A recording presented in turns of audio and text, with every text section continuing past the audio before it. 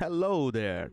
In the coming few videos, we will try and categorize the machine learning algorithms with some examples. They fall into two large categories called supervised and unsupervised. Now, to understand this concept in a relatively simple example, let's imagine that the algorithm is a child. Now, let's say that you have a basket of tomatoes and potatoes, and let's say that you want the child to separate the tomatoes and potatoes into two different baskets. Okay. Now, for supervised learning, you would first show the child how a tomato and a potato looks like. Then you would say the child to do the task for you.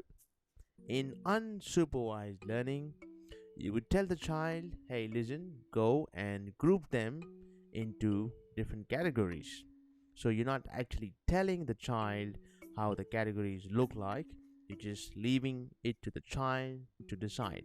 Ideally, the child would group the similar items together, but would not know which is the tomato and which one is the potato. For the unsupervised algorithm, these are just two similar groups. So this is a rather simple example of supervised and unsupervised learning algorithms. Now, on top of that, based on their input and output relationship, the algorithms can be categorized as linear and non-linear. The relationship between two variables or the function can be categorized as linear or non-linear depending on the exponent of the function. So if the exponent does not exceed 1, it is called as linear, and if it exceeds 1, it's called non-linear. Let's take a quick example and simplify this. In this example, we have two variables. On the x-axis, we have the timeline, so first year, second year, and third year, so on. And on the y-axis, we have the price. Now let's first take the linear example. So if you see, the price in year 1 is 10 and year 2 is 20, 30, and so on.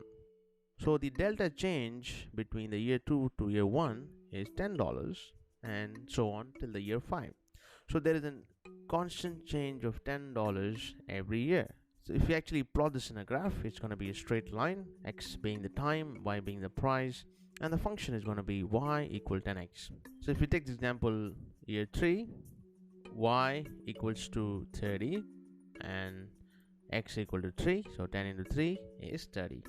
Now we actually plot the polynomial function for this graph.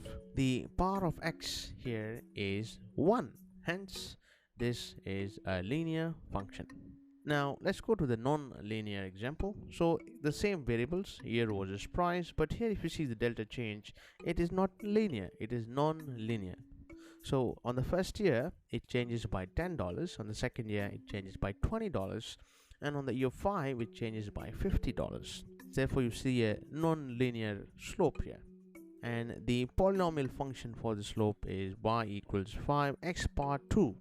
So therefore this exponent is not 1, it's greater than 1, hence this function is non-linear. In the next video we'll take a look at supervised learning algorithms.